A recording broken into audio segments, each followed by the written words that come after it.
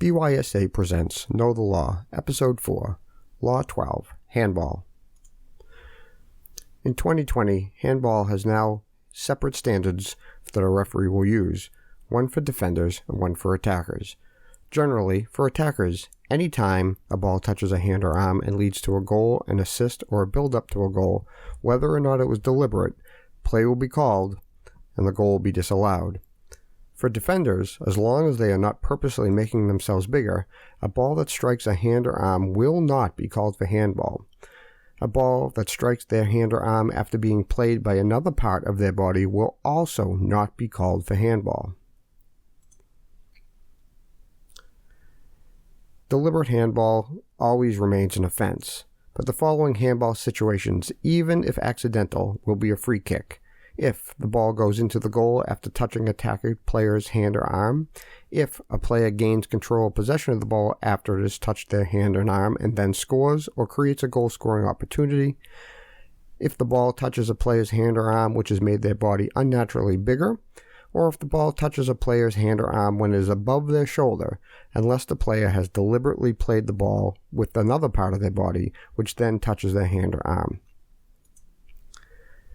In this video example, the goal would be disallowed. Even though the ball touched the hand accidentally from his head, a goal cannot be scored if the ball strikes the hand or arm.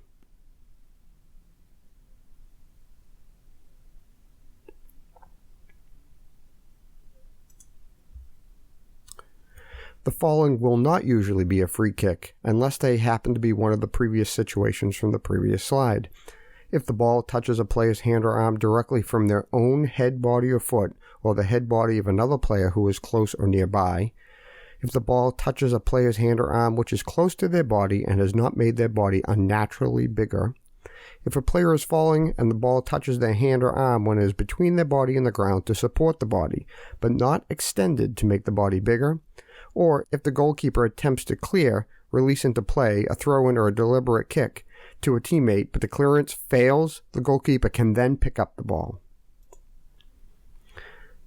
In this video example, there is no handball offense. The defender was not making themselves bigger and had his arms in a natural position, and the ball was played into him at close range and would have no time to move his hand or arm away.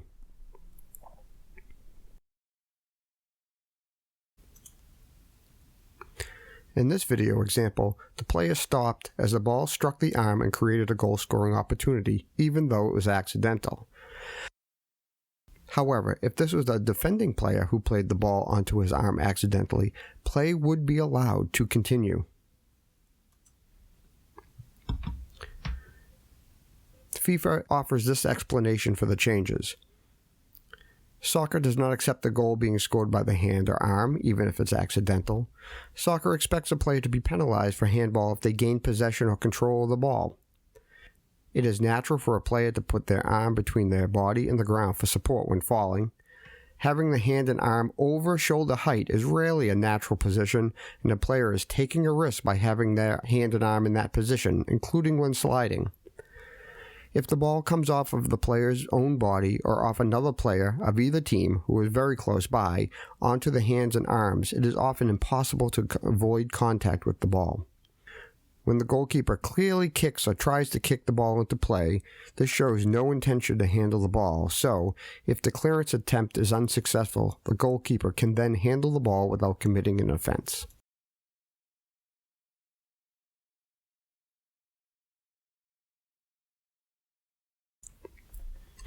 In this photo, the captions point out the two different situations.